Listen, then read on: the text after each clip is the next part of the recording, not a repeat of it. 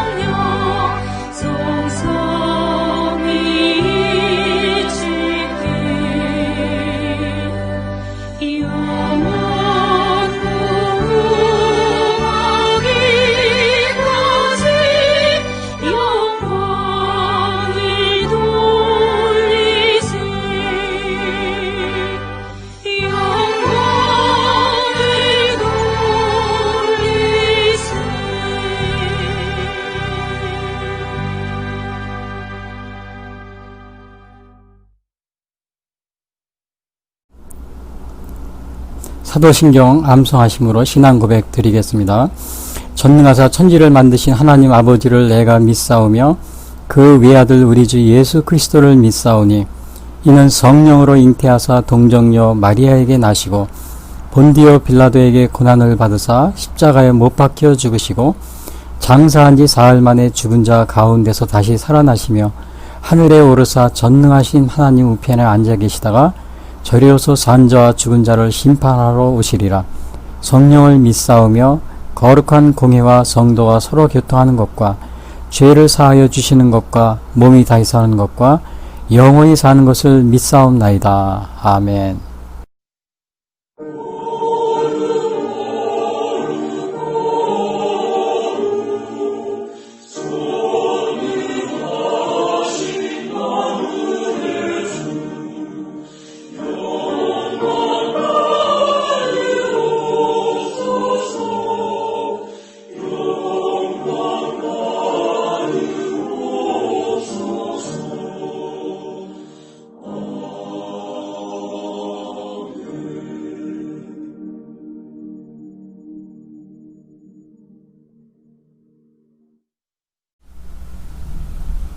이어서 오늘 방송 설교를 위한 성경 말씀 봉독이 있겠습니다. 내가 너를 그레데에 남겨둔 이유는 남은 일을 정리하고 내가 명한 대로 각 성의 장로들을 세우게 하려 함이니 책망할 것이 없고 한나네의 남편이며 방탕하다는 비난을 받거나 불순종하는 일이 없는 믿는 자녀를 둔 자라야 할지라. 감독은 하나님의 청지기로서 책망할 것이 없고 제 고집대로 하지 아니하며 급히 분내지 아니하며 술을 즐기지 아니하며 구타하지 아니하며 더러운 이득을 탐하지 아니하며 오직 나그네를 대접하며 선행을 좋아하며 신중하며 의로우며 거룩하며 절제하며 미쁜 말씀의 가르침을 그대로 지켜야 하리니 이는 능히 바른 교훈으로 권면하고 거슬러 말하는 자들을 책망하게 하려 함이라. 이어서 오늘의 찬양을 읽겠습니다.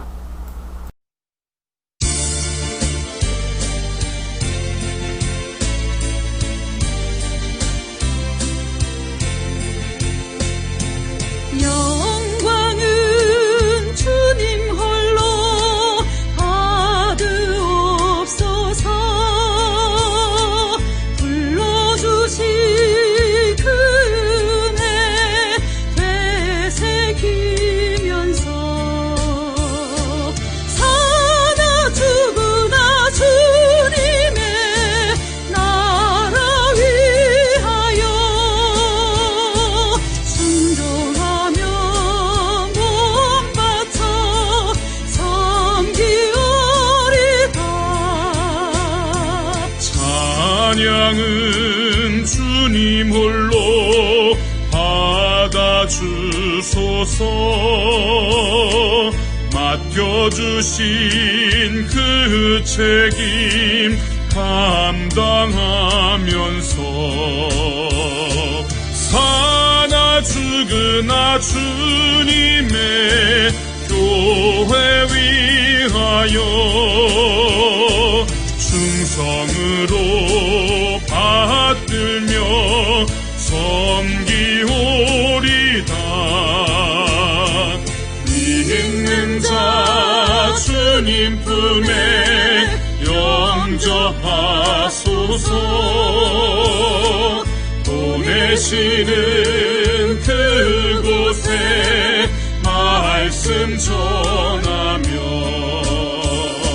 사나 죽으나 주님의 복음 위하여 그 놀라운 구원을 증거하오리.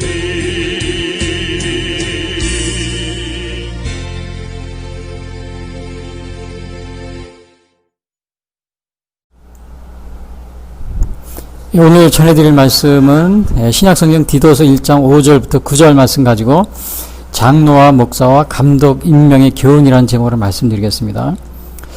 오늘의 디도서인데요. 디도서는 그 바울이 1차 감옥에서 풀려났을 때, 1차 감옥에 있을 때가 아마 61년부터 62년인가 그렇습니다. 그러니까 63년부터 66년 그 사이에 쓰여진 건데요. 그리고 이제 67년부터 다시 이제 2차 감옥에 또 잡혀 들어가게 됩니다. 67년부터 69년인가요? 그래서 이제 그 1차 감옥에 들어가고요. 2차 감옥에 들어가는 그 사이에, 그게 63년부터 66년인데, 그 사이에 사도 바울이 감옥에서 나와서 이렇게 여러 곳을 이렇게 선교 여행을 다니면서 이제 크레타 섬이라는 그곳에 목회를 하고 있던 디도에게도 들립니다. 그리고 나서는 이제 디도에게 그 편지를 썼는데, 이것은 아마 디모데 전서와 같은 그 시기에 쓰여진 것이 바로 디도서입니다. 디도서라는 것은, 디도는 사람의 이름입니다. 디도라는 그 사도의 이름이 디도였었죠. 그래서 디도서가 된 건데, 여기 디도는 공경하다 이런 뜻이 있는데요. 헬라인이었습니다. 그리고 이 크레데 섬에 있는 크레데 교회를 담임하고 있었고요. 사실은 이 디도는 고린도 또 안디옥 거기에서도 목회를 했었습니다.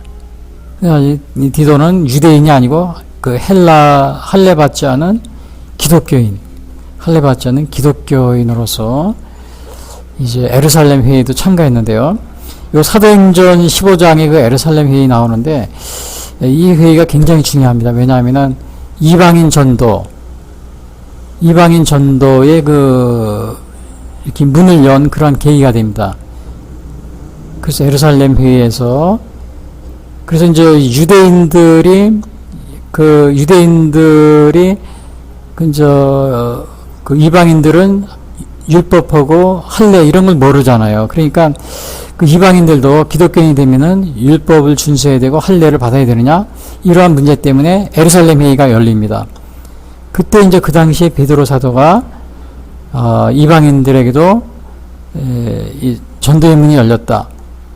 하나님의 선교를 명하셨는데, 그리고 이방인들은 그 유대계 그 율법과 할례 이런 것을 따를 필요가 없다. 이러한 것을 얘기해 줍니다. 물론 이제 율법의 문제는 나중에 사도 바울도 율법과 복음에서 율법을 완전히 이렇게 폐기하는 그러한 것이 아니고, 이제 중요한 거는 할례 문제 같은 경우요. 할례 문제는 굉장히 이방인들에게는 굉장히 꺼려하는 것이었기 때문에 할례를 이방인들은 받지 않아도 된다. 이러한 것을 결의한 것이 바로 에르살렘 회의입니다. 거기에서 중요한 역할을 한 것이 이 베드로 사도였어요. 자, 그렇게 이제 그 디도가 이러한 그 다음에 디도서가 쓰여진 배경을 보면은, 제가 아까 말씀드렸다시피 바울이 62년도에 그 로마 감옥에서 1차 석방 후에 서버나 지역, 스페인 지역이죠. 이 지역을 방문하고, 그 다음에 이제 에베소, 빌립보, 또 고린도 이런데 크레타 섬 여기를 방문합니다. 그리고 나서 돌아와서는 다시 이제 마게도니아로 와가지고는 이 디도에게 이 편지를 쓰게 됩니다. 그 당시에 크레타 교회에 여러 가지 문제가 있다는 것을 알고서 바울이 이 디도서를 쓴 건데요. 사실 크레타 섬은 어디에 있는 거냐면요. 오늘날 그리스 남쪽에 크레타 섬이 있습니다. 거기에 바울이 전에 예루살렘 가이사랴 있죠. 거기서 가이사랴 시돈에서 배를 타고 로마로 이렇게 제수의 몸으로 갈 때 중간에 들린 것이 크레타 섬이었어요. 그 미앙이라는 곳에 들렸잖아요. 근데 미앙을 떠나가지고 이제 배를 타고 가는데 그만 유라글로라는 강풍을 만나잖아요. 그 지중해에서. 그래서 거기에서 굉장한 일주일 이상 열흘 정도 이렇게 폭풍우를 만나가지고 굉장히 어려움을 당했었죠. 그래서 지중해 멜리데 섬에 이렇게 거기에 도착을 해가지고 간신히 생명을 구한 적이 있었는데요. 그것이 바로 크레타 섬입니다. 이 바울이 로마로 이렇게 제수의 몸을 갈 때 들렸던 것이 크레타 섬인데 거기에서 바로 디도가 목회를 하고 있었던 거죠. 근데 그 크레타 섬이 굉장히 유대교 율법주의가 강한 지역이었고요. 그 다음에 헬라 문화 영향으로 바로 마게도니아 그리스 밑에 있었으니까요. 도덕적으로 굉장히 타락했다고 합니다. 그리고 이제 기원전 3000년부터 1500년까지 이 크레타 문명, 여기에 이제 미노스 문명이 거기에 생겼었잖아요. 그래서 이제 미노스 문명 그런 게 있었는데 굉장히 그러기 때문에 도덕적으로 타락한 그러한 지역에서 이 디도가 바로 크레타 섬에서 목회를 하고 있었기 때문에 목회를 하고 있었는데 거기에서 이제 이런 여러 가지 문제로 인해서 사도 바울이 쓴 것이 바로 디도서입니다. 그 1장에 보면은 이 주로 내용에 보면은 디도서는 3장까지 되어 있는데 1장에서는 교회 지도자를 임명하고 장로, 목사, 감독을 임명하는 그런 교훈을 쓰고 있고요. 또 하나는 뭘 쓰냐면 거짓 교사를 이단하고 거짓 교사를 주의하라. 이런 당부를 하게 됩니다. 그리고 이제 바울이 이렇게 디도를 크레타 섬에 이렇게 여행을 남겨두고 왔는데 그 이유가 1장 5절에 나와 있어요. 거기 보면 이런 말이 있습니다. 1장 5절 디도서 내가 너를 크레드에 남겨둔 이유는 남은 일을 정리하고 내가 명한 대로 각 성의 장로들을 세우게 하려 함이니 그랬어요. 그리고 여기서는 그러니까 이제 장로들을 세우게 하려 합니다. 그 다음에 다른 거는 1장에서 보면 거짓 교사를 주의하라.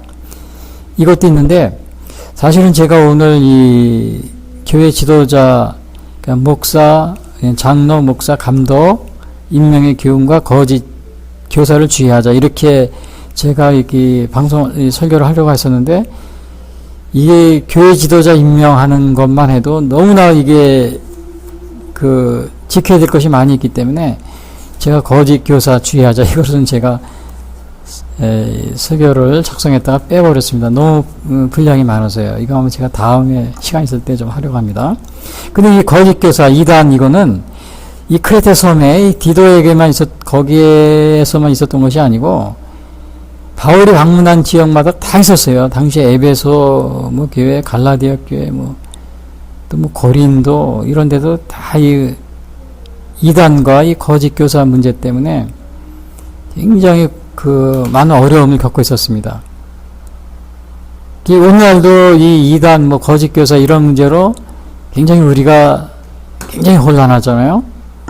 마찬가지로 당시에 사도 바울이 초대교회 목회를 시작했을 때만 해도 바로 이런 거고 이 전쟁이 시작된 겁니다. 그러니까 이 교회가 시작되면서 이 거짓 교사와 이단은 항상 따라다닌 거예요. 2000년 동안. 지금까지도. 제가 전에도 얘기한 적이 있었지만요. 이단에 대해서 얘기할 때, 저는 시골에 제가 경기도 화성이 고향인데, 농촌, 시골 지역에 제가 성장을 했습니다. 그래서 어릴 때부터 학교 갔다 와서는 이렇게 벼농사를, 또 밭농사 이런 거를 공부하다가 학교 갔다 와서 이렇게 이제 틈틈이 일을 하고 좀 그런 적이 많이 있었는데요. 제가 벼농사하면서 가장 어려운 게 뭐냐면은 벼가 자랄 때 보면은 똑같이 벼하고 똑같이 생긴 피라는 것이 자랍니다. 식물이. 근데 이 피살이라는 걸 해야 돼. 피를 뽑아줘야 돼. 그래 벼가 잘 자라요. 근데 이 벼가 똑같이 생겨가지고는 뽑기가 쉽지 않습니다.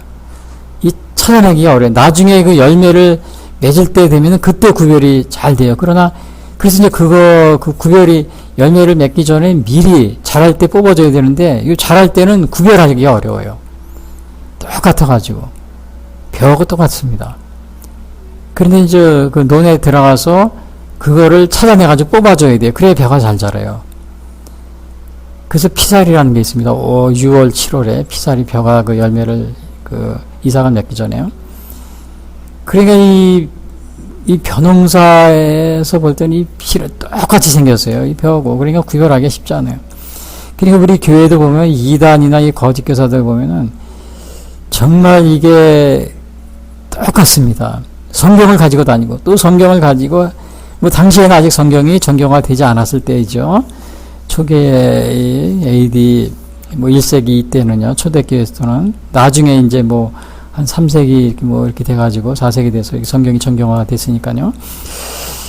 근데 하여튼간 똑같아가지고 구별하기 어려운 거예요. 오늘날도 마찬가지죠. 오늘날도 성경을 가지고 다니면서 똑같아요.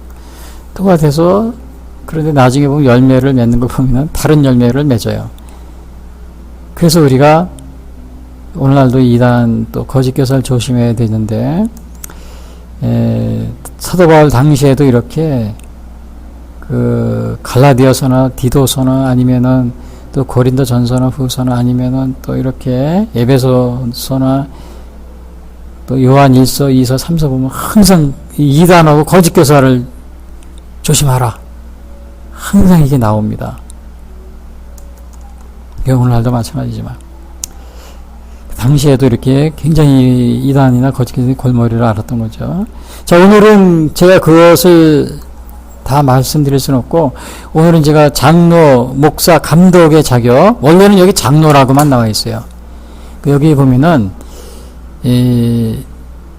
내가 명한 대로 각 성에 장로들을 세우게 하려 함이라. 그런데 제가 왜 제목을 장로, 목사, 감독 임명의 교훈이라고 그랬냐면은 이 오늘날의 이 장로는 평신도 직제로 이렇게 되어 있습니다.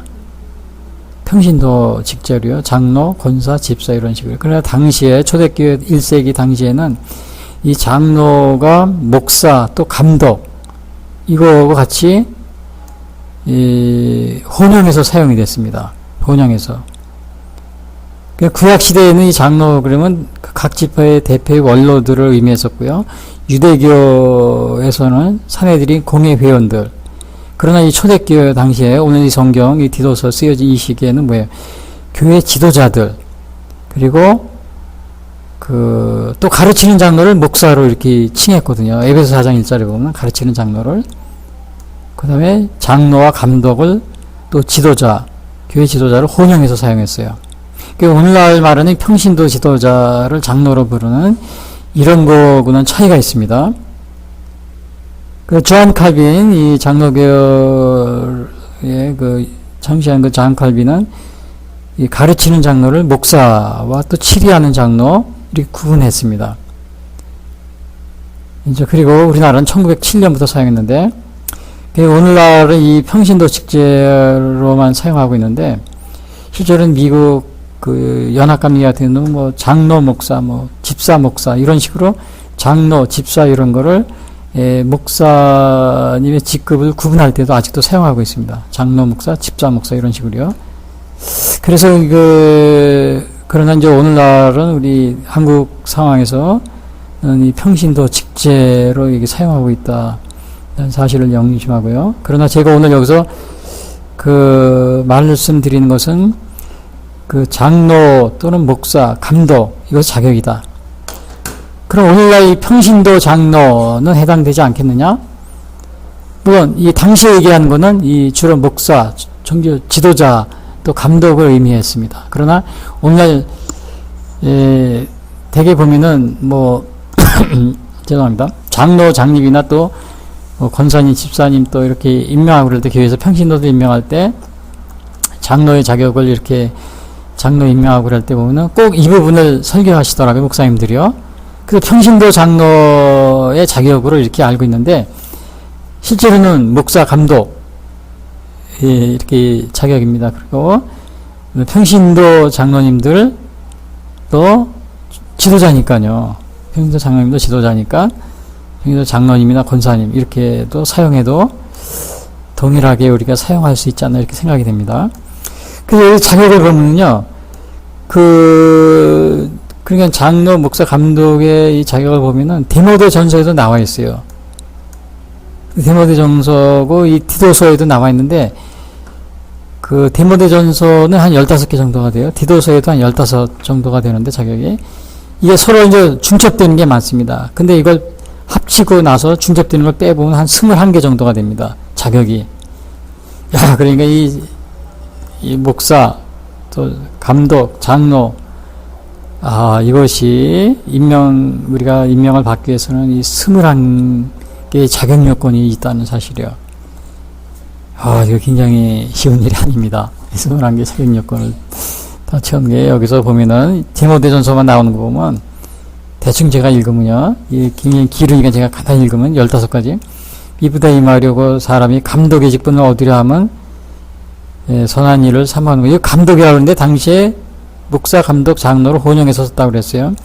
그러므로 감독은 책망할 것이었으며 하나님의 남편이며 절제하며 신중하며 단정하며 나그네를 대접하며 가르치기를 잘하며 술을 즐기지 아니하며 구타하지 아니하며 오직 간영하며 다투지 아니하며 돈을 사랑하지 아니하며 자기 집을 잘 다스려 자녀들로 모든 공손함으로 복종하게 하는 자를 할지며 새로 있기 위한 자도 말지니 교만해서 마귀를 정죄하는 그 정죄에 빠질까 하며 또한 의인에게서 선한 증거를 얻은 자를 할지니 15가지입니다. 이게 디모데전서 3장에 나오는 거예요.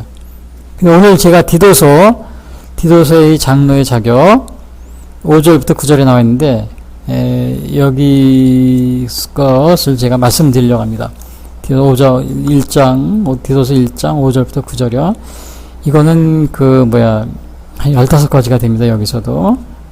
첫 번째는 뭐냐면 5절에 6절에 보면 책망할 것이 없고 그 장로들을 세우게 하려 함이니 그래서요. 디모데가 내가 너를 그레데 남겨둔 일은 남은 일을 정리하고 내가 명한 대로 각성의 장로들을 세우게 하려 함이니 6절에 보면 책망할 것이 없고 하나님의 남편이요 방탕하다 하는 비난을 받거나 그래서 먼저 보면 책망할 것이 없고 그랬는데 6절에요.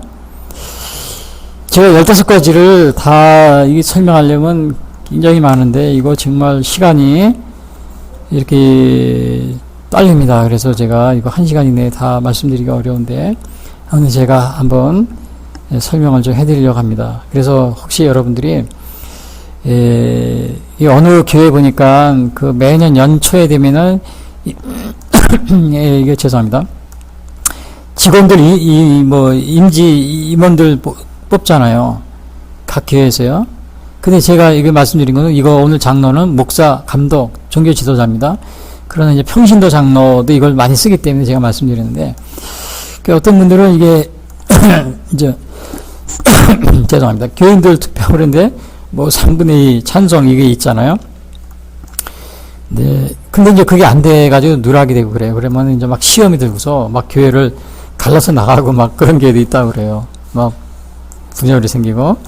근데 우리 좀 임명을 받으시려고 하시는 분들, 특히 평신도 장로 이렇게 되시기를 원하시는 분들이 또 권사님들 이렇게 원하시는 분들 그거 그렇게 하기 전에 먼저 오늘 내가 이 자격 요건이 되는 것인가, 내가 하나님 앞에서 정말 이 하나님이 원하시는 이러한 자격을 가지고 있는지 이걸 먼저 생각하시고 정말 겸손하게 우리가 때를 기다리는 게 좋습니다.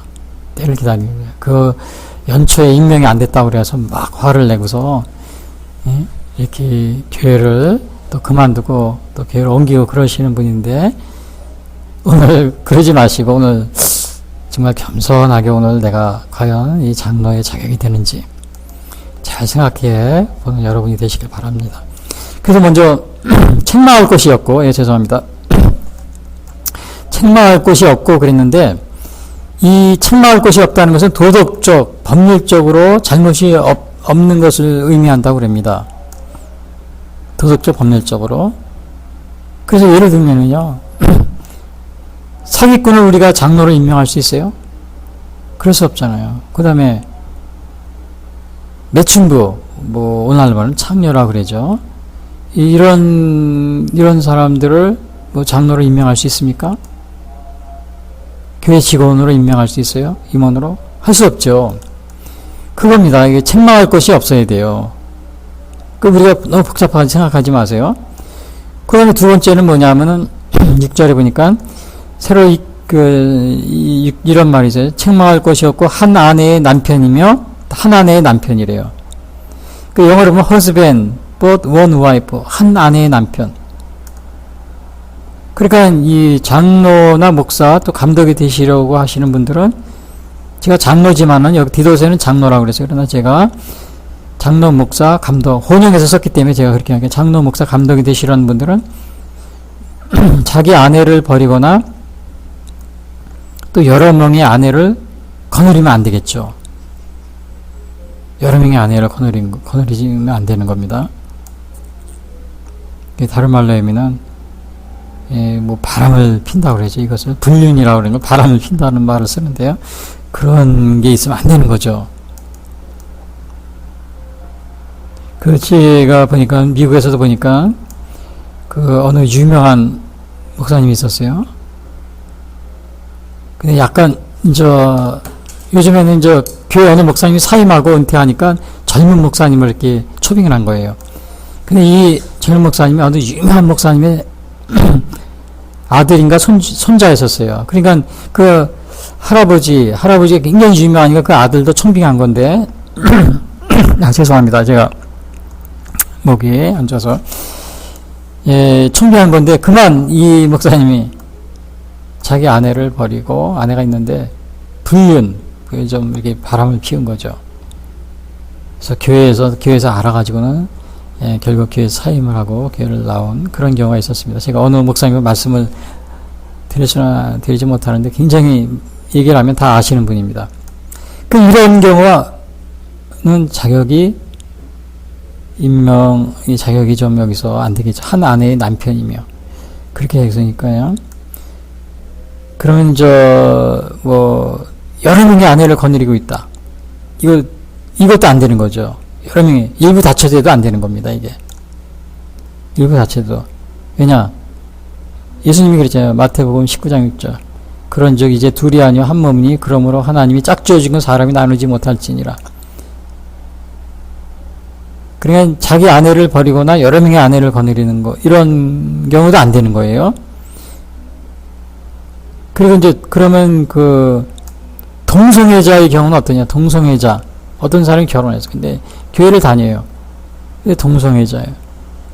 근데 목사 안수를 받는다고. 요즘 동성애자 목사 안수 주는 교단이 많이 있어요. 미국에도. 또 유럽에도 있고. 어느 분은 감독이 됐는데 나중에 자기가 동성애자들이 커밍아웃 하는 사람이 있어요. 다 감독이 되고 나서. 자, 이런 경우. 동성애자의 경우 그럼 되겠느냐? 여기서 보면 한 아내의 남편이라고 그랬으니까 동성애자가 될 수가 해서는 안 되겠죠. 왜냐? 창세기 1장 17절 하나님이 자기 형상고 하나님의 형상대로 사람을 창조하시되 남자와 여자로 창조하시고 그랬잖아요. 그러니까 여기서 남편은 남자, 아내는 여자입니다. 그리고 이것은 마태복음 19장 6절 예수님이 말씀하셨잖아요.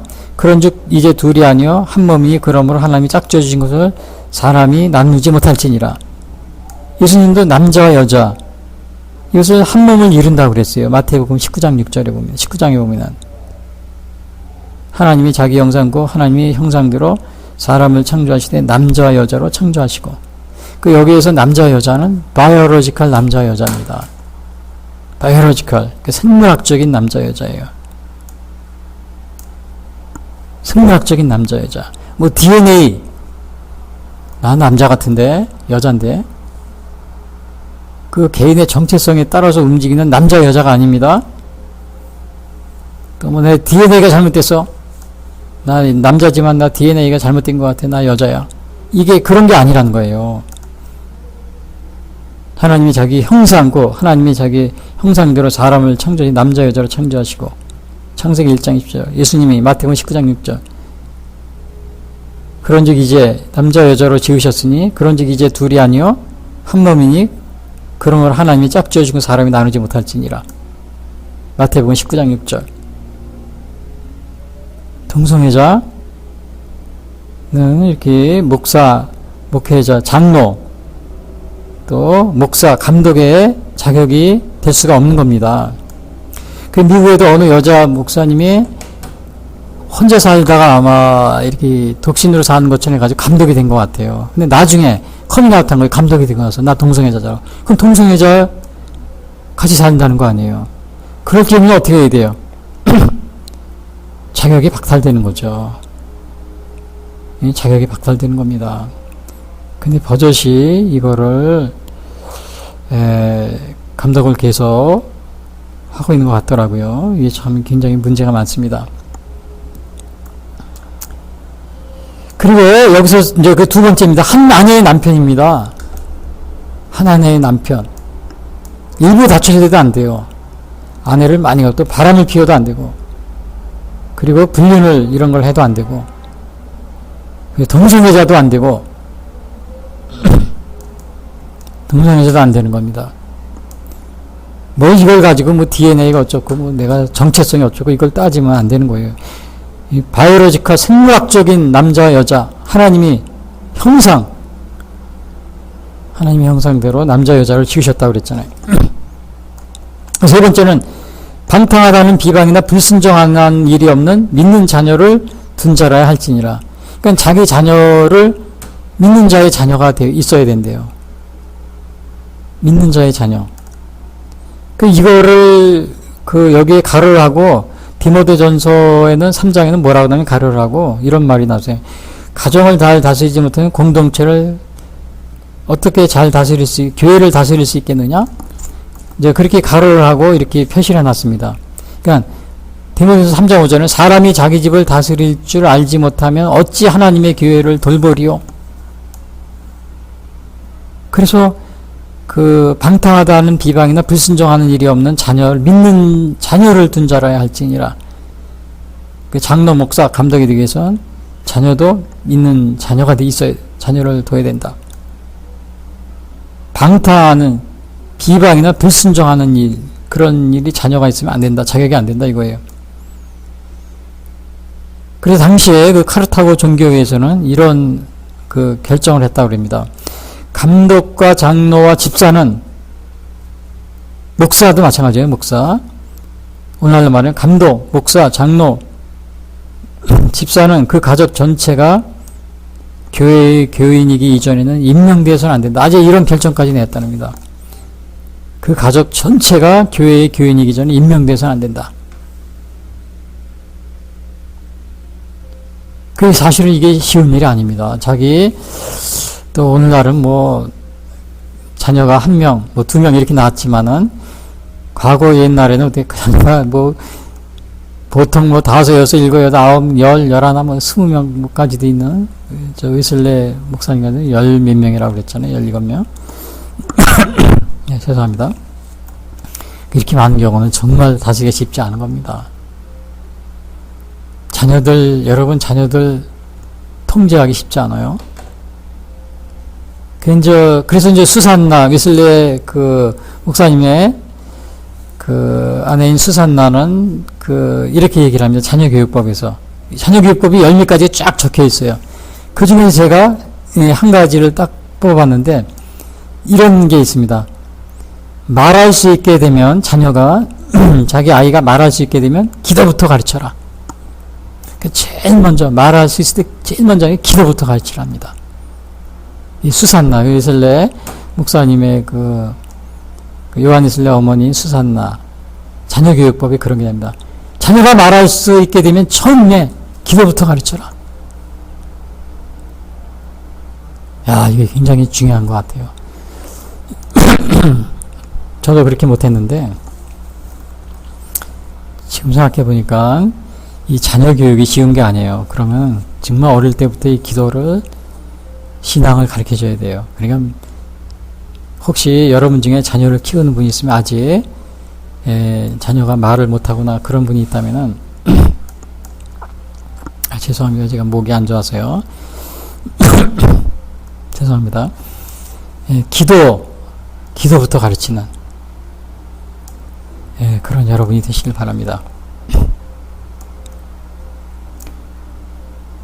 근데 제가 전에도 얘기했지만, 전에 방송에도 했지만, 이 중국 공산당이 최근에 법을 통과시켰는데, 무슨 법을 통과시켰느냐? 18세 이전에는 절대로 교회 가지 못하게 하라. 그리고 교회 교육을 받지 못하게, 기독교 교육을 받지 못하게 하라. 아예 이게 법으로 만들었답니다. 중국 공산당은. 야, 이게 그러니까 중국은 미래가 없습니다. 미래가 없어요. 이 하나님을 모르게 자라게 하는 겁니다. 하나님을 모르는 상태에서 자라게 하는 거예요. 중국 사람들은. 그 10억의 인구가, 10억의 인구 그 자녀들이 완전히 하나님을 모르는 상태. 그냥 18살 이상이 되면은, 그러니까 이제 중국 공산당은 18살 되기 이전에 그 머리가 굳는다고 그러죠. 굳기 이전에 아이들한테 뭐예요? 완전히 공산당 사상을 주입하겠다 이겁니다. 큰일입니다. 이 중국은 이 미래가 없는 나라예요. 이 하나님의 은총과 은혜, 하나님의 복을 완전히 차버리는, 어떻게 보면은 이게 완전히 이게 어리석은 그러한 이 나라입니다. 중국은 지금. 북한의 김일성도 마찬가지였죠. 유치원 때부터 이렇게 막 하면서 어버이 김일성. 그거만 가르치잖아요. 교회는 다 없애고. 그리고 오늘날 북한이 어떻게 됐어요? 완전히 이 우상, 이 김일성계 우상에 빠진 그러한 나라가 돼가지고 이상한 나라가 됐잖아요. 전투적이고 호전적이고.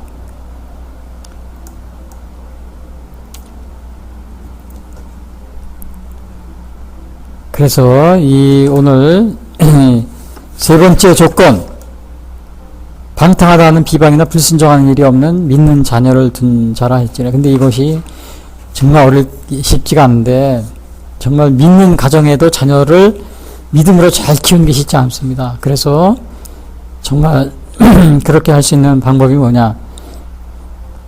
수산 요셀네 어머니처럼 말할 수 있게 되면 자녀가 제일 처음에 기도부터 가르쳐라. 기도.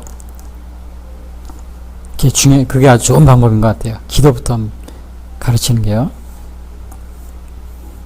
그럼 네 번째는 뭐냐면, 감독은 하나님의 청지기로 책망할 것이 없고, 책망할 것이 없어요. 그래서 청지기로서. 청지기해야 된다, 감독은. 여기서는 이제 7절에는 감독이라는 말을 써요. 장로라는 말을 쓰지 않고. 근데 당시에는 장로, 감독, 목사가 이렇게 혼용해 썼다고 그랬죠. 종교 지도자, 기독교 지도자를요, 사도를.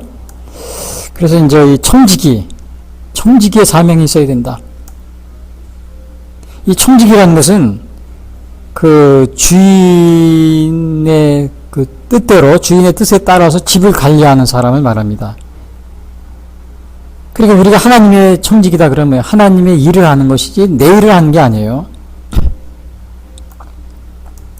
근데 오늘날 기독교인들의 이 청지기 개념은 뭐냐면, 시간과 재능, 그 다음에 물질, 그 자기의 건강까지도, 또 재산까지도 이런 걸 포함하는 겁니다. 우리의 모든 것을 다 포함하는 거예요. 이게 무슨 말이냐면은, 고린도서 6장 20절에 보면 이런 말 있잖아요. 값으로 산 것이 되었으니 그런즉 너희 몸으로 하나님께 영광을 돌리라. 우리의 모든 것 전체, 우리의 몸, 나의 건강, 시간, 재능, 물질, 재산까지도 하나님이 나에게 맡겨주신 것이다. 내가 하나님의 것을 관리하는 것이다. 이런 생각을 가지고 있어야 된다는 겁니다. 여러분, 이런 청지기 의식을 가지고 있지 못하면 우리가 여러분 교회에서 봉사할 수 있어요?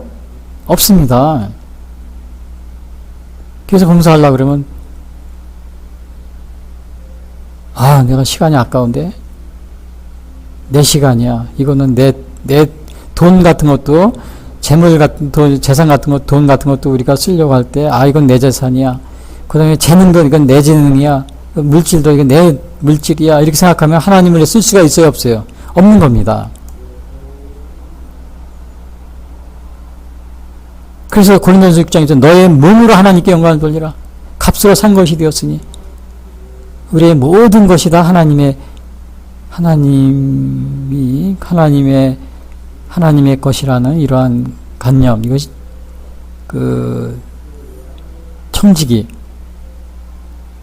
청지기라는 그러한 것을 우리 이해할 수 있습니다.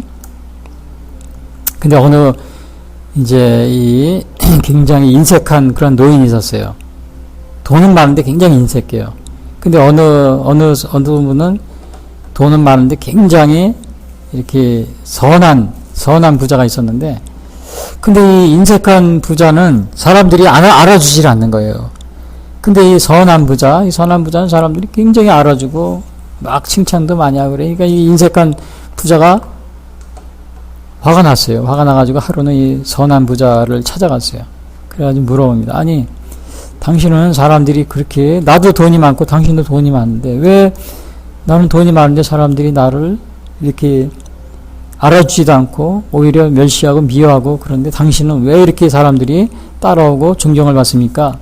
그 이유가 뭡니까? 그러니까 이 선한 부자는 뭐라 그러냐면은, 나는 내가 가진 이 재산, 이것을 내 것이라고 생각하지 않고 하나님이 나에게 맡겨주신 것이라고 생각합니다.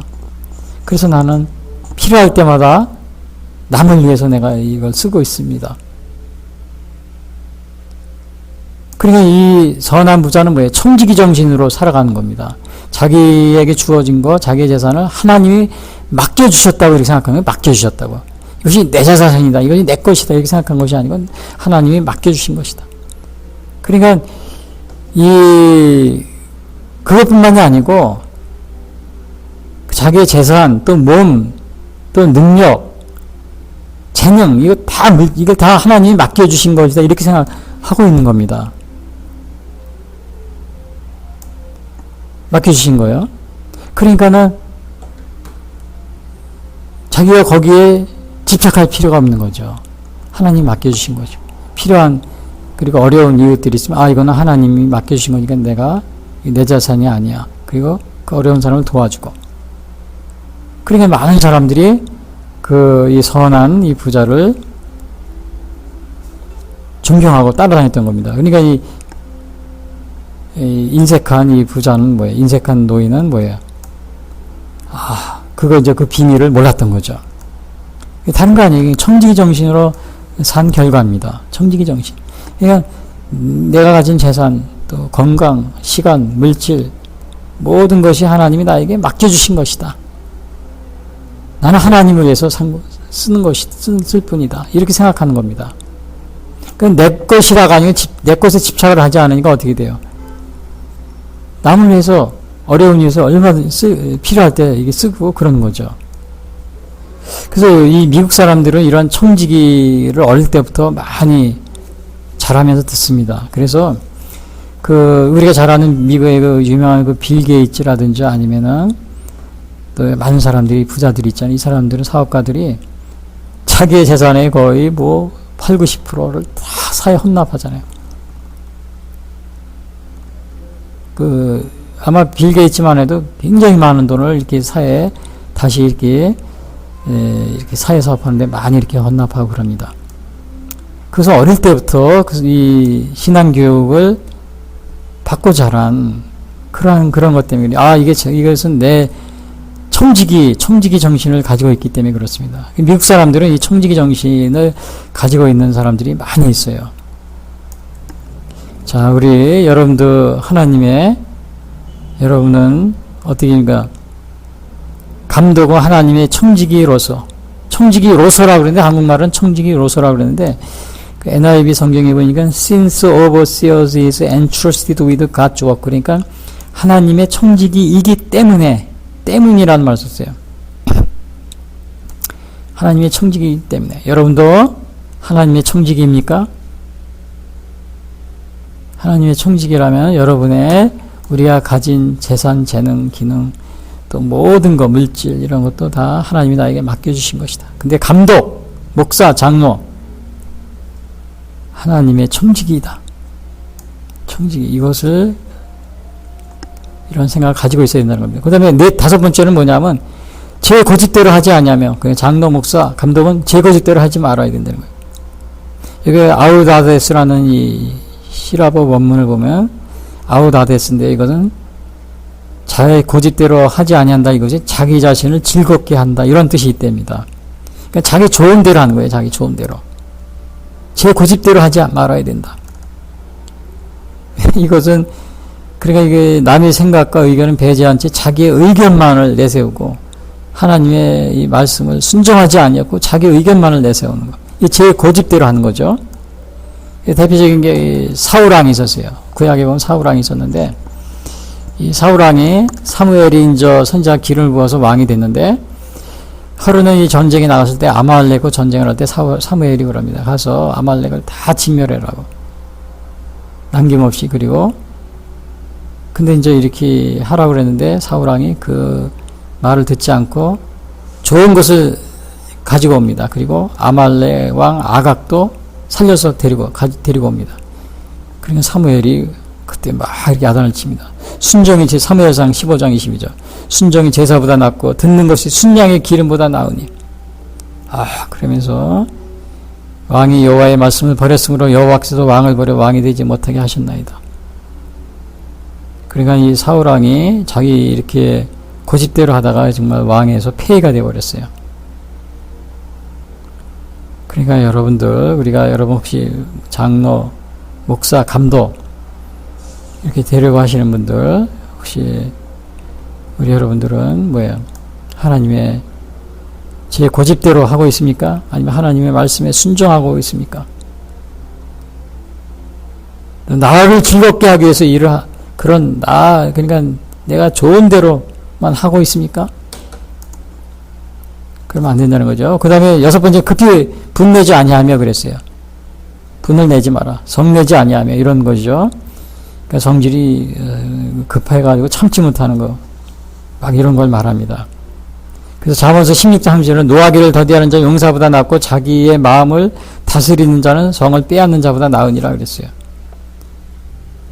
근데 우리가 이 화를 내지 정당한 또 화를 내는 게 필요합니다. 정당한 분노 이런 게 있어요. 정당한 분노가 필요해요. 모세 같은 경우도 보면은 바로 왕이 말을 안 듣습니다. 이스라엘을 내보내 기적을 막 10가지 했는데도 막 안 내보내요. 그러니까 나중에 모세가 막 화를 내면서 나갑니다. 그러니까 모세가 출애굽기 11장 8절에 보면은 그 바로에게 이르기를 너와 너를 쫓는 온 백성은 나가라 한 후에야 내가 나가리라 하고 심히 노하여 바로에게서 나오니. 모세가 막 화를 내가지고 막 나옵니다. 그리고 모세가 이제 출애굽해가지고 광야에 있을 때 이스라엘 백성들이 금송아지에 새겨놓고 막 그냥 우상을 섬깁니다. 그때 막 모세가 산에서 내려와가지고 화가 나서 그냥 두 돌판을 던져서 깨트립니다. 십계명 돌판을. 그런 것도 있어요. 이러한 것들은 뭐예요? 정당한 분노죠. 정당한 분노. 예수님도 마찬가지. 예수님도 마태복음 21장에 보면은 성전에 들어가셔요. 성전에 들어가는데 막 거기서 장사를 하니까 사람들이 예수님이 다 들러엎으십니다. 화를 내가 막 굉장히 노예인 거죠. 그 21장에 보면 마태복음 예수께서 성전에 들어가서 성전 안에서 매매하는 모든 자를 내어 쫓으시며 돈 바꾸는 자들의 상과 비둘기 파는 자들의 의자를 둘러엎으시고 예수님이 막 화를 내시고.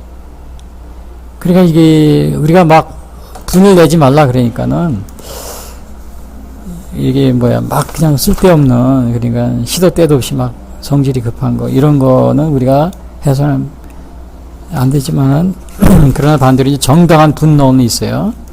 이런 거는 우리가 주로 공적인 영역에서 다른 사람에게 심각한 영향을 미치고 그럴 때는 이렇게 정당한 분노, 거룩한 분노 이러한 것이 또 필요하다 이것을 보게 됩니다. 링컨 같은 경우도 에브라함 링컨이 미국에서 흑인들을 막 가족이 노예로 팔려가면서 본 거예요. 흑인 가족이 아버지와 아들 나에게 뿔뿔이 그냥 그 링컨이 이걸 그냥 자기 손가락을 깨물면서 막 화를 냈습니다. 저런 게 어딨냐. 근데 이런 것들은 뭐예요? 다 정당하고 거룩한 분노죠. 근데 이런 것은 우리가 때로는 필요합니다. 근데 이러한 그 정당과 거룩한 분이 분노하지 않는 사람들이 있어요. 그 분을 내지 말라고 그랬다 그래서 그 여기서 의미는 막 쓸데없이 시도 때도 없이 막 성질이 뭐 급한 거 이런 걸 말하는데 거룩한 분노는 때로는 필요합니다. 그 오해하지 말아야 돼요, 여러분들이. 엊그제도 보니까 북한이 저 연평도 근해에서 표류하던 공무원을 북한에 이제 이렇게 표류하다가 실족한 것 같아요, 배에서. 그 공무원이 감시선 있잖아요. 요맘때 되면 막 꽃게잡이 때문에 막 북쪽으로 NL을 넘어가고 그러니까 그걸 감시하러 이제 감시선에 타고 있다가 아마 실족해가지고 바다에 떨어진 것 같은데, 근데 지금 모르고 있었던 거죠. 그러다 이제 조류에 밀려가지고 북한에 그쪽으로 이제 북한에 거기에 이제 이렇게 육지에 도착한 건데, 그만 북한의 북한 공산당들이 북계군이죠. 이 총살해서 불에 태운 겁니다. 바다에 있는 채로. 근데 이게 코로나 때문에 코로나 번지지 않게 하기 위해서 총살해서 불 태웠다 막 그러고 그러는데 굉장히 고의성이 있습니다. 6시간 동안이나 표류한 데만 거의 하루인가 이틀 동안에 바다에서 표류한 거예요. 그 구명조끼 하나만 입고 얼마나 추웠겠어요. 물론 지금이 겨울은 아니지만 배도 얼마나 고팠겠어요. 하루만 굶어도 배고프잖아요. 근데 바다에서 한 20시 거의 하루 넘게 거의 이틀 동안에 사투를 한 겁니다. 그 바닷물 위에서 그 구명조끼 하나 입고. 근데 그 육지에 거의 다 도달했는데 이 북계군이 그걸 보고서는 바로 건져주지 않고 어느 뗏목 같은 데 올려놓고는 그것도 그냥 6시간 동안이나 또 거기서 메어놨다고 그러더라고요. 그리고는 이 상부의 지시를 받고는 그냥 총으로 쏴서 죽이고는 불을 태운 겁니다. 야, 이런 일이 벌었어요. 근데 이런 것을 많은 사람들이 분노하는데, 이 분노하지 않는 사람들이 있어요. 대한민국에서 분노하지 않는 사람. 김일성을 추종하는 이러한 사람들, 종북주의자들을, 이런 사람은 분노하지 않고, 김정은이 사과 편지 하나 보냈다 그러니까, 그거 가지고는 됐다고 이렇게 끝을 그냥 이렇게 덮으려고 하는 이런 사람들이 있더라고요. 자, 이거 그러면 김정은이 이거를 우리가 벌할 수는 없고, 그러니까 북계군을 그러면 이거 우리나라 이 책임자들인 군인들 또 이 정치인들, 이거 담당 정치인들은 책임을 져야겠죠. 자국민을 보호하지 못한 거에 대해서요. 근데 이게 제가 분노를 하는데 좀 말씀드릴 게 있어요. 이 잘못된 분노가 있어요. 잘못된. 이러한 분노는 우리가 해야 되죠. 또 부정선거를 했는데도 분노하지 않는 사람들이 있어요. 북한이 표류된 공무원이 살해됐는데도 분노하지 않고, 부정선거를 했는데도 분노하지 않고, 이러한 사람들이 있어요. 4.15 부정선거. 근데 또 분노를 하는데 잘못된 분노를 하는 사람이 있어요. 엊그제도 제가 그 유튜브 방송을 보다 보니까 파주인가 어디 거기에서 의정부인가 거기에서 미군 기지 포천인가 기지 앞에서 무슨 효순이 미선이 그거 1년인가 이 메추기가 됐다고 그거 해서 미군 부대 앞에서 데모하는 사람이 있더랍니다. 그 효순이 미선이 장갑차 사망한 사건 오래된 거잖아요. 그게 이제 메추기라고 그러더라고요. 그러니까 그 앞에서 미군 부대 데모하면서 기념식을 한다 그러는데, 야, 그거 보면은 이 사람들은 효순이 미선이가 우리나라 국민인데 죽었다 억울하게. 그러니까 미군 부대 앞에서 데모하는 거야. 지금도. 그게 20년 넘었잖아요. 그러면 엊그제 그 연평도 거기서 표류해가지고 북한에서 죽은 우리 공무원, 우리 국민 아닙니까? 지금 거기 효순이 미선이 그 미군 부대 앞에서 죽었다고 그거 데모할 게 아니고, 예? 연평도에 가든지 아니면은 국회 앞이나 청와대 앞에서 데모를 해야 되죠. 예? 우리 국민 공무원이 억울하게 죽은 거를. 그러니까 이 사람들이 잘못된 분노입니다. 이거는. 이거는 애국자를 가장한 우리 국민을 아끼는 것처럼, 효순이 미선이를 아끼는 것처럼 하면서 데모하잖아요. 지금도 미군 부대 앞에서, 오늘도, 어제도. 근데 왜 표류어민 북한 괴뢰군이 필요한 걸 쏴 죽인 거는 왜 데모를 안 합니까? 이건 우리 국민이 아닙니까? 똑같은 국민이 있잖아요. 그러니까 이거는 뭔가 좀 이상하잖아요. 결국은 이거는 뭐 애국자를 가장한 공산화 운동가들이 하는 겁니다. 공산화 운동가들이에요. 애국자를 가장한 미군 철수를 노리려고. 북한이 잘못한 거는 절대 데모 안 합니다. 데모 안 해요. 반일도 마찬가지예요. 반일하는데 순수한 반일이 아니고 요거 반일을 가장한 공산화 운동가들. 지금 위안부 운동도 마찬가지예요. 지금 위안부 운동하고 막 요즘에 어느 국회의원이 막 그냥 뭐 이렇게 막 불법이다 막 난리치는데 이분들이 활동한 사람이 주로 같이 활동한 사람이 보니까 다 뭐 간첩 뭐 했던 사람 뭐 간첩 비슷한 사람들하고 같이 교류하고 미대사관 뭐 이렇게 담벼락 넘어간 사람들을 뭐 그런 사람들을 후원해주고 막 그 위안부 돈을 가지고요. 그러고 있었어요. 그러니까 반일에 가장한 공산화 운동가들.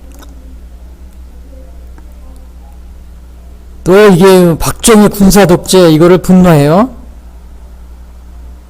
이게 반일을 분노하면서 일본에서 분노하면서는 이게 정말 가장한 거죠. 공산화 운동이 또 박정희 군사 독재를 분노하면서 김일성 이 3대 세습이 독재는 절대 분노를 하지 않습니다. 오히려 그 김일성을 추종하는 이 주사파라고 그러죠. 이런 사람들이 정치를 하면서 아직도 이거를 주사파를 버리지 않고 있는데, 이거는 민주화를 가장한 공산화 운동가들이죠. 민주화를 가장한. 그러니까 이 사람들의 분노는 거짓 분노입니다. 독재에 대한 분노가 뭐예요? 거짓 분노예요. 이게 민주화를 가장한 공산화 운동가들이에요. 왜? 김일성 독재는 절대로 분노하지 않아요.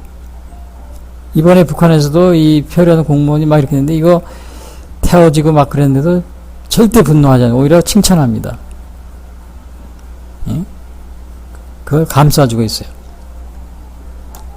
근데 사실은 이렇게 그 모순된 분노, 그 장로의 자격에는 오늘 여기 6번째가 나온 게 뭐냐면은 급히 분내지 아니하며 그랬는데, 제가 분내지 아니하면서 많은 설명을 했는데, 그 예수님이나 이 모세 이런 경우에는 거룩한 분노, 정당한 분노가 있잖아요. 그러니까 오늘날도 이 정당한 분노, 불의에 분노하지 않는 않는 것은 잘못된 것이다. 분노가 다 나쁜 건 아니다. 이런 뜻이 있어요. 그게 부정선거를 했는데도 분노하지 않고, 북한이 표류했던 공무원을 살해했는데 그것도 분노하지 않고, 이러한 것들은 다 잘못된 분노. 박정희 군사독재에 대해서는 분노하지만 김일성 세습독재는 분노하지 않고, 교수님 이선이 우리나라 사람이라고 애국심을 가지고 분노하면서도 미군 부대 앞에서 데모하면서 어제도 표류어민의 이거에 대해서는 전혀 분노하지 않고 딴청 피고, 이 사람은 우리나라 국민이 아닌가 보죠. 이러한 잘못된 분노, 우리 주위에 많이 있습니다. 제가 그래서 분노를 좀 길게 설명했는데, 이러한 잘못된 분노, 이런 거 버려야 됩니다. 사실은 이렇게 잘못된 분노가 오늘날 이렇게 많이 일어나가지고 지금 우리나라가 정말 위기에 처해 있어요. 공산화의 위기에 처해 있습니다. 공산화의 위기. 근데 이 공산화 위기에 이 잘못된 분노, 이 반일을 가장한 이 공산화 운동, 애국을 가장한 공산화 운동, 그 다음에 민주화를 가장한 공산화 운동, 이게 다 숙주가 뭐냐면 5.18입니다. 5.18. 죄송합니다. 제가 강주 분들한테 5.18. 왜냐, 거기에 유공자 5천여 명의 명단인데 이거 밝히지 않고 있잖아요. 그거와 다 관련이 있습니다. 그리고 5.18이 이 4.15 부정선거도 TV나 언론에서 전혀 얘기하지 않잖아요. 5.18도 북한군이 개입했다, 이거 전혀 얘기하지 않잖아요. 똑같지 않아요, 여러분? 이런 것에 분노하지 않잖아요. 전혀. TV나 부정선거에 분노하지 않고. 북한군이, 이건 제2의 6.25 사변이면 우리가 분노를 해야 되죠. 북한군이 5.18에 개입했다며. 이거 거의 탈북자들이 다 자기들이 어릴 때부터 학교 다니면서 5.18 기념식 매일 했답니다. 아주 지긋지긋했대요. 다 증언하고 있어요. 자기들 교과서에 김일성 장군이 이런 혁명, 광주 5.18은 혁명 뭐였다, 혁명 운동이었다, 막 이렇게 김일성 장군님의 그렇게 배웠다고 그럽니다. 근데 이거 완전히 분명한 사실인데 분노하지 않잖아요. 잘못된 분노, 오늘. 예수님이 성전에서 의자를 둘러 엎으시고 돈 바꾼 자들을 다 엎으셨잖아요. 이 거룩한 분노가 필요합니다. 장로 임명해서 분을 내지 말라고 그랬는데, 쓸데없는 분을 내지 말아야 돼요. 시도 때도 없이 막 성질이 급한 이런 거는. 그러나 모세와 예수님처럼 이 거룩한 분노는 필요합니다. 또 7번째, 제가 이 분노에 대해서 얘기하다 보니까 너무 많은 시간을 뺏겼는데, 오늘 이게 아직도 15가지 가려면 멀었는데, 술을 즐기지 아니하며 이런 게 있어요. 7번째, 술에 이거 지나치게 빠지는 걸 말합니다. 가음하지 말라는 거죠. 조금 마시는 건 괜찮다 이렇게 하는 경우가 있어요. 근데 조금 마시게 되다 보면은 중독이 됩니다. 그래서 아예 악은 모양이라도 버리라고 그랬잖아요. 그러니까 아예 보지 않는 게 좋습니다. 안 마시는 게 좋아요. 우리 믿는 자분들에도 조금 마시는 게 괜찮을 거 마시는 분들이 많이 있는데, 조금 이렇게 마시다 보면 자녀들이 배워서 또 같이 마십니다. 그러니까 아예 술은 입에도 대지 않는 게 좋아요. 에베소 5장 18절대로 얘기하잖아요. 술 취하지 말라 그랬죠. 이는 방탕한 것이니 오직 성령으로 충만함을 입으라 그랬죠. 그리고 순임금은 그럽니다. 술을 먹어보더니, 당시에 옛날에 중국의 순임금이 그 맛을 보더니 이런 말을 합니다. 술은 나라를 망칠 물건이다. 그렇게 경고를 하더랍니다. 나라를 망칠 물건이다. 중동에는 이러한 얘기 있어요. 사탄이 어느 사람이 접근했는데 3가지 목숨을 잃지 않으려면 3가지 중에서 하나를 선택하라고 합니다. 첫 번째가 어머니를 죽이든지, 두 번째가 누유를 창녀로 말든지, 세 번째가 술을 10잔 마시든지. 어떤 걸 하겠느냐? 그러니까 이 사람이 어머니는 죽일 수 있고 자기 누이를 창녀로 팔 수도 없고, 그러니까 술 마시겠다 그래서 술 10잔 내가 마시겠다. 근데 이 사람이 술 10잔 마시고선 집에 가서는 어머니도 죽이고 자기 누이를 창녀로 팔기도 했다고 그럽니다. 그러니까 술이 이렇게 위험한 겁니다. 우리 믿는 분들 조금은 괜찮다고 그러고 조금 마시는데, 그러다가 자꾸 중독이 됩니다. 중독이라는 게 조금 마시다 그래요. 조금 하다 보면. 마약도 조금, 담배도 조금 피다 보면 나중에 많이 핍니다. 그러니까 아예 입에 대지 마세요. 천주교에는 술을 먹어도 괜찮고 그래서 많이 신부님들도 술, 담배 한다고 그랬는데, 술, 담배 이 중독성 있는 거 안 하는 게 좋습니다. 중독성 있잖아요. 술하고 담배는 중독성이 있기 때문에 아예 입에 대지도 않는 게 좋습니다. 그 다음에 8번째, 구타하지 아니하며, 때리는 거지 이거. 싸우기를 좋아하는 거, 호전적인 거, 이런 건 좋지 않습니다. 장로, 감독, 목사의 자격이 없는 거예요. 우리나라도 60, 70년도만 해도 여건이 신장이 되지 않았을 때는 이 남자가, 남편이 여자를, 자기 아내를 그렇게 많이 때리고 그런 적이 많이 있어요. 그걸 당연하게 여기고 그렇게 생각한 적이 있어요. 요즘에는 이제 그게 많이 없어졌지만요. 이게 구타를 해서는 안 되죠. 또 싸움을 좋아해서는 안 되고요. 그 다음에 9번째, 더러운 일을 탐하지 아니하고, 이 아이스크로 헤르데스라고 그랬는데, 그리스어로는 이거는 이득을 얻기 위해 수단과 방법을 가리지 않는 걸 말합니다. 우리 장로 또 목사 감독이 돼가지고 이 이득을 탐내기 위해서 정말 이 수단 방법을 가리지 않고 행동을 하면 안 되겠죠. 교회 헌금을 몰래 빼돌리거나 또 자기 개인 재산으로 올려놓거나 이러면 안 되는 겁니다. 장로, 목사, 감독들은요. 요한이슬레 목사님은 자기가 돌아갈 때 보니까 숟가락 하나밖에 없대요. 자기 숟가락 남은 게, 먹던 숟가락밖에 하나 남지 않았다고 그래요. 다 청지기, 정말 청지기처럼 다 자기 게 아니고 하나님 거다. 그리고 다 이 세상에 필요한 사람이 다 주고 갔다 그럽니다. 당시 크레드인들은 이 탐욕이 많았다고 소문이 났어요. 아예. 그래서 어느 당시에 크레드인 선지자가 그런 말까지 했다고 그럽니다.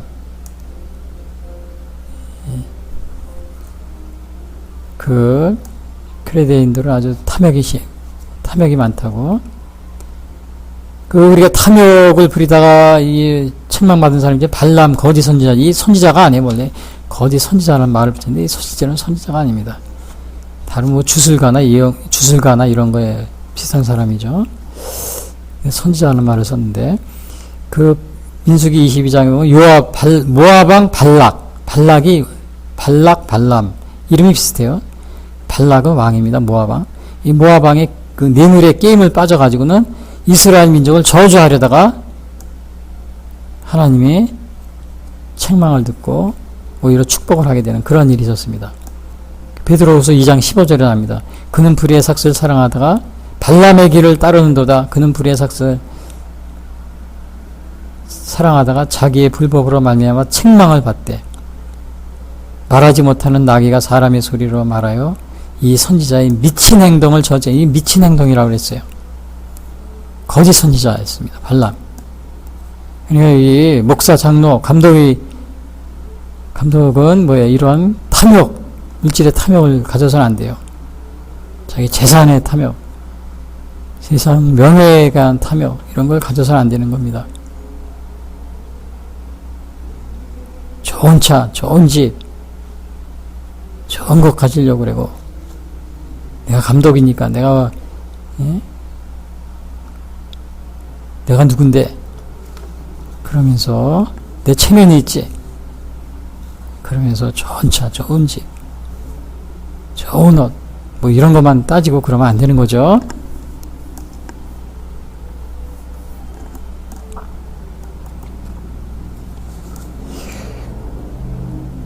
그리고 10번째는 나그네를 대접하며 그랬어요. 나그네를 대접하며.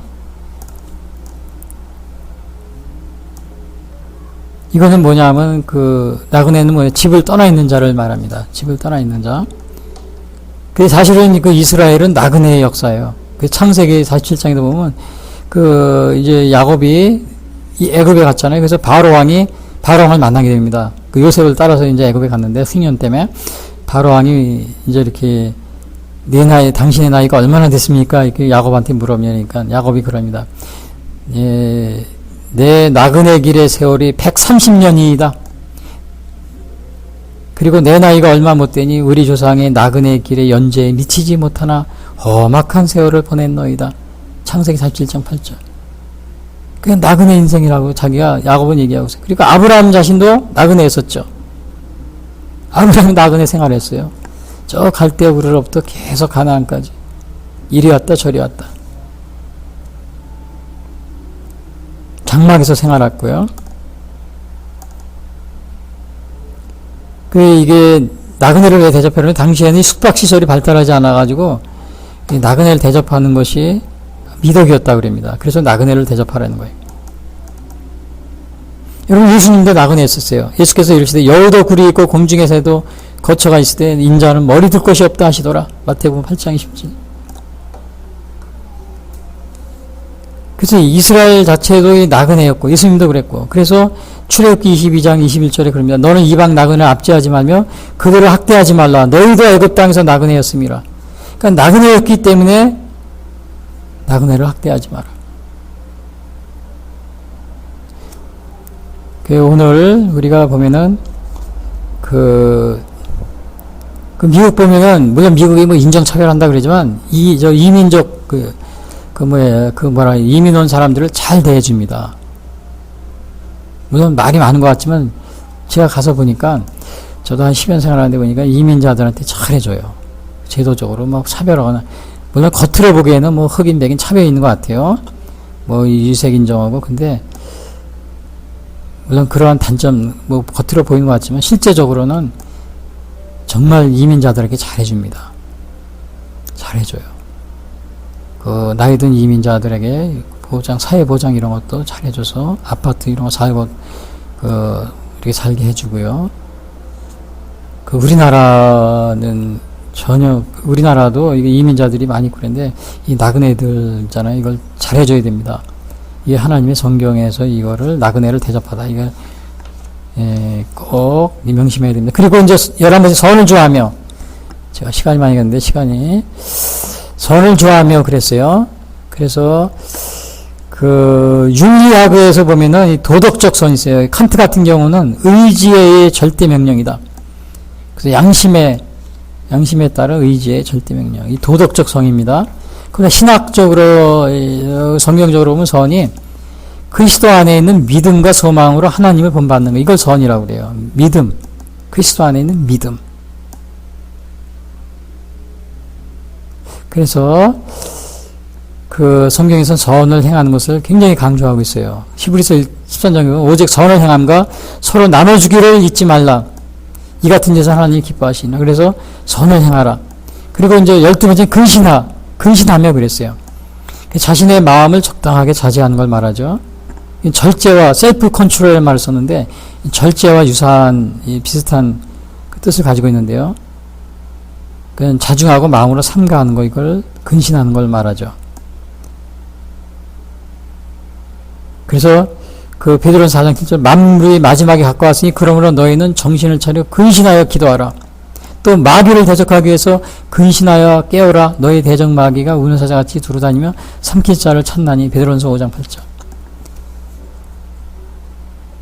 또 13번째는 의로우며 그랬어요. 그 의롭다는 것은 그 예수님을 믿는 믿음으로서 여기서 의입니다. 예수님을 믿는 믿음으로서 의. 근데 하나님께서 칭찬하지 않는 그런 의도 있어요.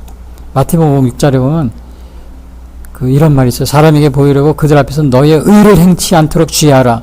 그렇지 않으면 하늘에 계신 너의 아버지께서 상을 받으리라. 그러니까 사람에게 보이려고 너의 의, 여기서 예수님을 믿는 믿음으로서의 의를 말합니다. 이 바리새인들은 뭐예요? 너의 의를 행치 않도록 주의하라. 사람에게 보이려고. 너의 의라고 그랬어요. 이런 것은 의가 아닙니다. 예수님을 믿는 믿음으로서의 의를 말합니다. 그리고 12번째 거룩하며. 이 구별이라는 뜻인데요. 거룩은 레위기 11장 40절 내가 거룩하니 너희도 거룩하라. 원래 하나님의 속성이 거룩성이 있습니다. 이 거룩하게 되면 죄를 혐오하게 되죠. 죄를 혐오합니다. 그리고 개인적 순결이 필요합니다.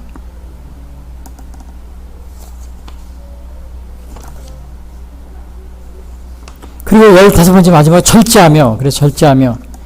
이거는 자기의 그 식욕, 성욕, 죄악을 억제하는 걸 말합니다. 여기서 주황역은 주로 절제는 뭐 셀프 컨트롤과 유사한데요. 근신.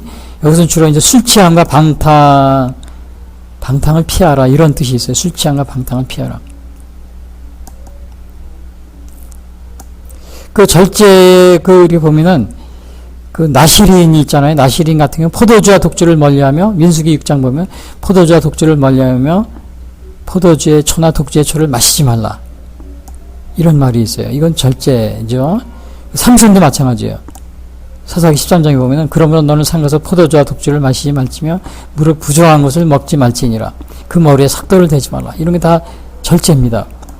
다니엘도 마찬가지예요. 다니엘서 보면은 1장 8절에 보면 다니엘은 뜻을 정하여 왕의 진미와 그의 마시는 포도주로 자기를 더럽히지 아니하리라 하고 자기를 더럽히지 않게 하기를.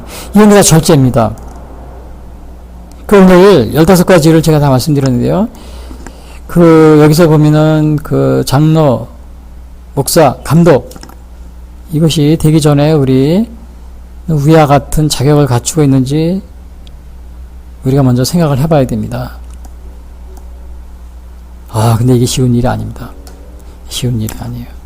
15가지를 다 여기 지킨 것, 21가지, 디모데전서 3장까지 합치면 21가지. 쉬운 일이 아니에요. 그래서 우리가 하나님 앞에 겸손히, 하나님, 저는 이러한 정말 자격이 안 됩니다. 자격이 안 되지만 하나님께서 부르셔서 정말 감사합니다. 이런 기도를 드리지 않을 수가 없는 겁니다. 그걸 드리지가 않을 수가 없어요. 여러분이 역사 장로, 목사, 감독이라면요. 저도 이거 다 제대로 지켰는가? 정말 제가 하나님한테 기도할 때 저도 자격이 안 되지만 하나님이 이렇게 주의를 하게 해주신 거 감사합니다. 제가 할 때 기도합니다. 할 때마다 기도할 때마다. 바울도 그랬잖아요. 자기도 바울도 사도로서 자격이 안 되지만 사도가 되었다고 바울도 항상 그 고백을 하고 있지 않아요? 근데 이제 선거, 뭐 요즘에 감독, 각 교단에서 뭐 감독, 총회장 선거 막 하고 그랬는데, 선거로 당선되죠? 뭐 선거로 당선되었다고 자동적으로 자격이 되는 것입니까? 근데 대개 이 선거로 당선되면 이거 다 덮어집니다. 자격이 되는 것처럼. 정치인들도 그래요. 나중에 보면 뭐 이상한 것들이 막 터집니다. 아유, 저런 사람이 어떻게, 뭐가 됐어 막 그런 말이 나올 정도로요. 그래서 예수님은 위선자, 이 지도자를 책망합니다. 누가복음 11장 43절. 화 있을진저 너희 바리새인들이여 너희가 회당의 높은 자리와 시장에서 문안받는 것을 기뻐하는도다. 이렇게 책망하십니다. 제가 그 영국의 리차드 백스터의 참된 목자, 이 리폼드 패스토라는 책을 쓴 게 있는데요. 이 책은 그 당시에 18세기죠. 존 웨슬리 목사님이 굉장히 애독을 했고요. 또 미국에서 그 최초로 감리교 목사였던 에스베리 이 목사님도 굉장히 추천을 좋아했고, 또 유명한 그 스펄전 목사님도 굉장히 좋아했답니다. 이 영국의 리차드 그 백스터 18세기의 참된 목자, 리폼드 패스터라는 게 영어로는요. 거기 보면은 그 일부에 보면 자아 성찰에서 이런 말이 있어요. 그러니까 자기 성찰에서요. 목사입니다. 목사는 우리가 다른 사람에게 나쁘다고 설교하는 그러한 죄 속에 빠지지 아니하고 우리가 날마다 비난하는 죄를 범하지 아니하도록 조심해야 한다. 그 일부에서 보면요. 또 목사는 사역을 위해 갖춰야 할 자격이 부족함이 없도록 주의해야 한다. 이런 말이 있어요. 그 일부에 보면. 또 제가 하나가 더 얘기하면, 목사는 수많은 시선이 우리에게 집중되어 있고 우리의 잘못을 관찰한 사람들이 많으니 주의해야 한다. 또 사탄은 다른 사람보다 목사, 장로, 감독을 더 유혹할 것이므로 조심해야 한다. 물론 여기서 목사를, 리폼드 패스토를 얘기합니다. 그래서 제가 목사, 장로, 감독이라는 말을 넣었습니다. 리차드 박스터가 그 자기 성찰 일부에서 한 말 중에서 제가 4가지를 뽑아봤는데, 설교하는 그러한 그 나쁘다고 설교하는 그러한 죄 속에 빠지지 아니하도록 우리가 죄를 범하지 않도록, 비난하는 죄를 범하지 않도록 조심해야 된다. 또 사역을 위해서 갖춰야 할 자격이 부족함이 없도록 조심해야 된다. 수많은 시선이 우리에게 집중되어 있으므로 잘못을 관찰하는 사람들이 많으니 조심해야 된다. 사탄은 다른 사람들보다 우리를 더 유혹할 것이므로 조심해야 된다. 오늘 이 장로, 목사, 감독의 자격에 대해서 얘기하면서 제가 리차드 박스터에 대한 얘기를 하나 더 추가해 봤습니다. 그러므로 결론적으로 말씀드리면, 원래 장로, 목사, 감독이 되기 전에 우리가 이 자격이 되는지 우리 노력을 해야 됩니다. 물론 우리 노력으로 이게 쉽게 이루어지지 않으니까 하나님께 기도해야 돼요. 하나님의 은혜를 베풀어 주시옵소서. 저도 마찬가지로 이거 볼 때마다 내가 자격이 되지도 않는데 오늘 이 사역자, 목사라고 그래서 이렇게 또 설교를 하는구나. 그런 생각할 때가 많이 있어요. 바울도 항상 그걸 고백합니다. 내가 이렇게 정말 죄인 중에 괴수라고 하면서 하나님이 자기를 사도로 써줬다. 그래서 바울도 항상 그거에 하나님의 은혜에 감격하고 그러고 있지 않아요? 여러분, 우리가 이렇게 자격을 갖추려고 노력을 해야 되는 이유는, 물론 우리가 노력한다고 되는 것은 아니지만 하나님의 은혜를 구해야 되는 이유는 그 9절에 나옵니다. 바른 교훈으로 권면하기 위해서. 9절에 밑분 말씀의 가르침을 그대로 지켜야 하리니 이는 능히 바른 교훈으로 권면하고 거슬려 말하는 자들을 책망하게 하려 함이라. 우리가 만약에 이것을 지키지 못하면 책망할 수가 있어요? 바른 교훈을 가르칠 수가 있어요? 안 됩니다. 지도자가 모범을 보여야 되기 때문에. 그래야 남을 지도할 수 있는 거예요.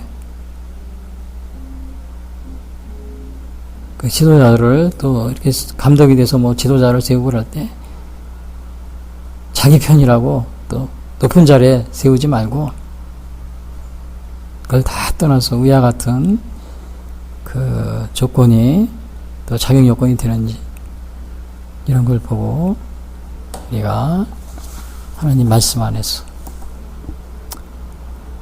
서는 지도자가 되고 또 그런 지도자를 우리가 선택해야 될 줄 믿습니다. 다 같이 기도하겠습니다.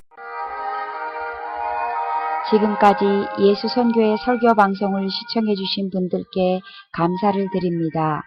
요한복음 3장 16절은 하나님이 세상을 이처럼 사랑하사 독생자를 주셨으니 이는 저를 믿는 자마다 멸망치 않고 영생을 얻게 하려 하심이라 라고 말하고 있습니다. 또한 성경은 예수 그리스도를 영접하는 모든 사람들에게 영원한 생명을 약속하고 있습니다. 요한일서 5장 11절에서 13절은 또 증거는 이것이니 하나님이 우리에게 영생을 주신 것과 이 생명이 그의 아들 안에 있는 그것이니라.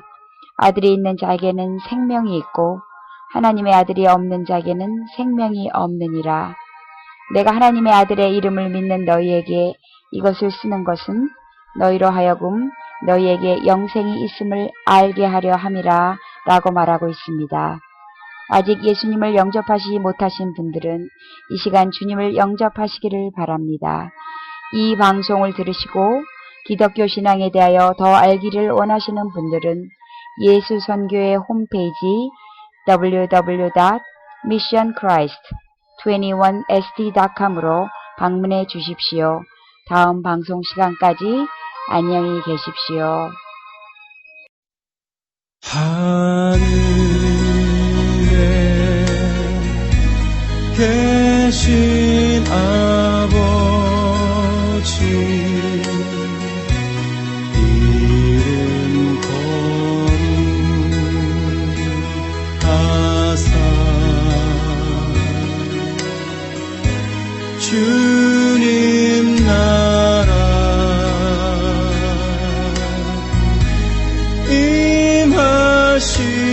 임하시고 뜻이